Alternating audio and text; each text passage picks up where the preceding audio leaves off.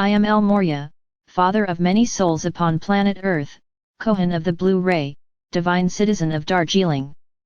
As an ascended master, I learned all the lessons that were to be learned on planet Earth. I incarnated many lifetimes as powerful men and as disempowered women, in order that I could learn both sides of the story of God's power on earth, how it was used and how it was abused. Step 1 in your search for God within yourself is the practice of gratitude. Why?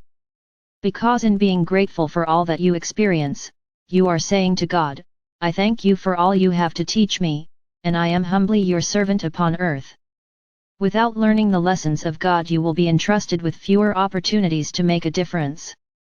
And I sense that is what many of you desire to do.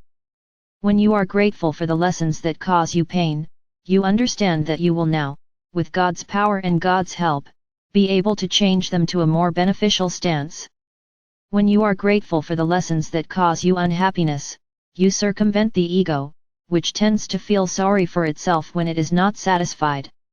It feels sorry for itself when it must learn something, and because it refuses to, it can stay in a perpetual state of self-pity. In standing in your pain, your anxiety, your unhappiness, your sadness, you trust in God that these things are transitory and they will pass unless you desire to hang on to them, and then that is the ego that does this. The ego enjoys feeling sorry for itself. It enjoys suffering. By being grateful, you keep your relationship with God open and allow Him to work with you in your life and the lives of others. By taking opportunity to help others even though the ego says that you should not, you are in effect passing on the help of God to others upon the planet. This is truly doing service. Many states can be faked. You can appear to be kind, you can appear to be compassionate, you can appear to be charitable, and you can fool others in these ways, but you cannot fool God. He knows who He can work with. What does it take to relabel your problems as opportunities to open your connection to God and your higher helpers even wider? A few words of gratitude. A feeling of thankfulness as you see the sun rise in the east. You know it is going to be a beautiful day. Do you take this for granted? The ego does. It does not even notice. A feeling of thankfulness for beautiful flowers, a wonderful sunset, the takeoff of beautiful waterfowl from the water. These are God's gifts to you. To appreciate them is to connect the circuit back to Him. It is to acknowledge His love for you. Those of the Blue Ray are here to walk with the power of God, and so gratitude is especially important for them. Problems are not problems, they are opportunities to continue your walk with God. They are only insurmountable if you leave them to the ego to fix them. Then you will be stalled. Life is easier when you walk with God. God is omnipotent, the all-powerful one, and you are part of that one. Stay connected to Him every day through gratitude.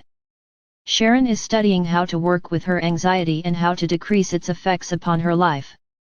She realizes that as her anxiety weakens, her God connection will grow. It is inevitable because fear is the only thing standing in the way of love. Would it hurt you today to thank God for the scrape on your bumper? Even if your ego does not understand, you must understand this is an opportunity to forgive someone, even the person who turned into a ghost and drove away. Would it hurt you today to thank God for the pain your boss caused you, because wisdom will tell you that this could be your opportunity to understand your job is not working for you, or it is an opportunity to work in understanding your boss or creating a new understanding with your boss? Or do you just fret?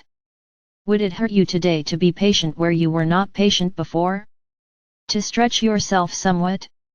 If you know you cannot be patient, then do you do whatever it takes to avoid an egoistic reaction, such as Sharon did when she shut the door and drew the curtains upon seeing the third census taker in as many weeks. Me, I've already told them. I don't know why they won't get the message. Fine me. I'll go to court. They just keep sending people around. El Morya, this is because they will not fine you. Me, okay, so I'll be grateful for that. LOL, and just keep shutting the door. El Morya, when you do not allow the ego to interfere, you will see the wisdom of God working in all that you are. You must simply look for it, though, and this means to go beyond what you have been taught. Because what you have been taught is misleading. Feelings and emotions are messengers. They tell you how to improve your life. When they are negative, often they are telling you that your life needs to change. It is that simple. There is such wisdom in your emotional body, yet you tend to ignore it. When you ignore wisdom, what path do you then choose? Sometimes life is painful. With the passing of a loved one, or of a pet, you are saddened. This is part of life. And unavoidable. There is much pain, however, that is avoidable when you take the correct steps. When you have a problem and you don't know what to do, then what do? You admit you need help and ask to be shown.